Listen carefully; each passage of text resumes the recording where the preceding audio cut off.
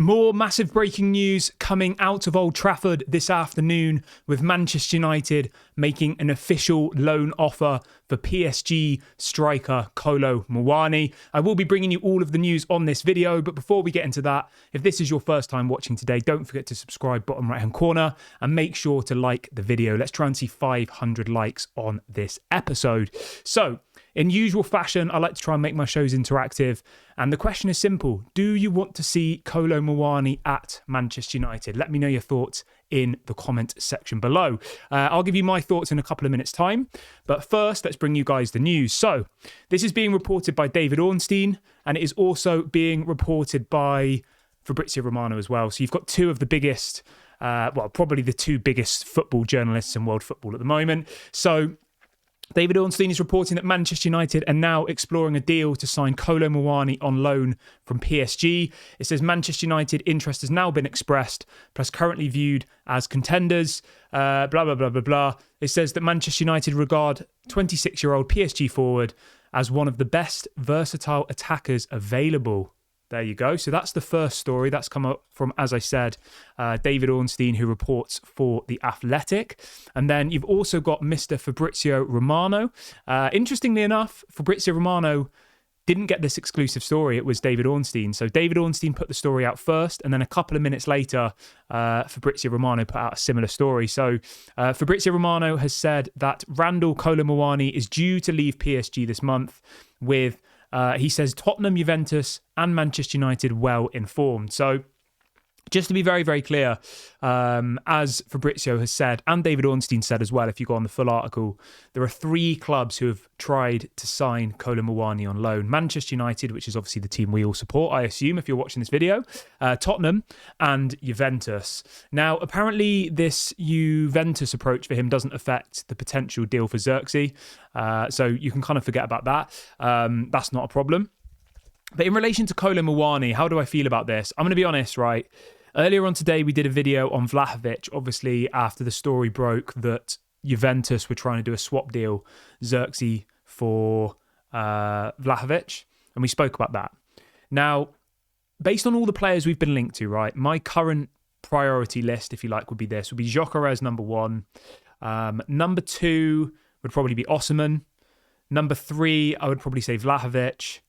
Number four, I'm going to go for Delap from Ipswich, which you're probably thinking, what? And number five would be Kolo Muani. That would be my kind of order of what I think we should go for. So Gyökeres is definitely the number one, then Osimhen, then Vlahovic, then Delap from Ipswich, and then Kolo Muani from PSG. Now, obviously, there's hundreds of other strikers in world football, but those are the kind of five players that we've been linked to. So there's no point in me sat here saying, oh, we should go for Mbappe, because obviously we're not going to get Mbappe. But those are kind of the five players that we have been linked to. In relation to Kolo Muani, let's do a little bit of a deep dive into him before I give you my full opinion on him. So he's played 14 times for PSG this season. Okay. He's got 2 goals. Ooh, that doesn't excite me, really. He's playing in a lesser league than the Premier League. Yes, he cost PSG a lot of money, but that doesn't mean he's a good player. PSG paid, you ready for this? Drum roll, 95 million euros for Kolo Muani in 2023. 95 million. I don't know what planet they were on when they thought that was a good deal, because that's got to be one of the biggest robberies in football ever. Like if you compare, there's some people in the fan base who say, Zirkzee's a flop, get rid of him, he's not good enough. Zirkzee's got double the amount of goals as Kolo Muani has this season, and he's playing in the Premier League. I mean, that just sums it up for me. I'm not that excited about this. I'm really not. I'm not going to sit here and pretend I'm excited, because I just am not excited about this at all. I just don't think he's a particularly good footballer. I think obviously it's a short-term option. Is it better than nothing? Probably. Is it going to take us up the table? I don't think so. I think he'll just be a bench player who might get a couple of minutes here and there. I mean, if you look at his stats for last season as well, right? He played 26 times in the French league and he got 6 goals as a striker. What's that, like a goal every 5 games? I mean, it's not very good, is it? It's not very... It's just not good. The season before that for Frankfurt in the Bundesliga, he got 15 goals and 14 assists in 32 games. So that's why they paid 95 million euros for him, because in the Bundesliga, he was averaging a goal or an assist every game, which is obviously amazing. That's great, isn't it? To have a goal involvement every single game that you're part of. But when you flash forward to his time at PSG, it's just not really gone very well. Hence why PSG want rid of him, and hence why PSG are willing to let a player that they paid 95 million euros for to leave for free on loan. I mean, it's not great. And then if you want to make it even worse, and you look at his wages, he's on about 250,000 euros a week, which is over 200,000 pounds a week. I mean, I assume PSG would probably want a loan fee. You know, they're not going to let him come for nothing. So you'd probably have to pay PSG, I don't know, a couple of million to loan him, and you'd probably have to pay his wages. So it's not like it's a free transfer. You'd still have to, money would still have to go out.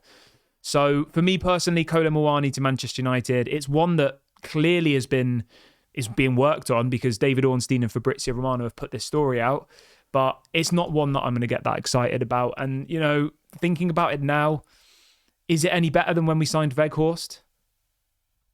Was it last year, the year before, in January on loan? I don't think it is. I would say it's maybe even worse. I mean, Weghorst was a very average player, but he did have his qualities, whereas I don't really see what Kolo Muani's qualities are, to be honest. And that's not me being harsh. I just don't really rate him, as you can probably tell if you've been watching this video from the beginning. But obviously, I'd be very interested to see what you guys all think about this news that's come out. Obviously, it's been very well briefed. It's David Ornstein, Tier 1 journalist. It's Fabrizio Romano, Tier 1 journalist. It's not like it's a sensational newspaper trying to get clicks. It has been put out by the mainstream, reliable media. So I'd be very interested to see what you all think. I'd also be interested to see, if you don't want Kolo Muani, which I don't, who would you want instead? Who would be your option to go with? Let me know your thoughts in the comment section below. I'd be very interested to see what you all think. Quickly on Joshua Zirkzee. This is coming out from Fabrizio Romano just whilst we're on the topic of strikers. And Fabrizio is reporting that Juventus are now really pushing to sign Joshua Zirkzee. He says that contacts with his representatives began weeks ago, and it says that United will not accept a straight loan. So Zirkzee to Juventus definitely looks like a deal that could happen. Maybe Vlahovic is coming the other way, but as this story has said about Kolo Muani, Man United have made an official offer for a loan deal for Kolo Muani until summer of 2025. So let me know your thoughts on that. I'm going to wrap the video up here. Don't forget to subscribe to the channel if this is your first time watching. Make sure to smash a like as well. This has been Daily Red Devil. Thank you very much for watching, and I'll speak to you all tomorrow. Bye for now.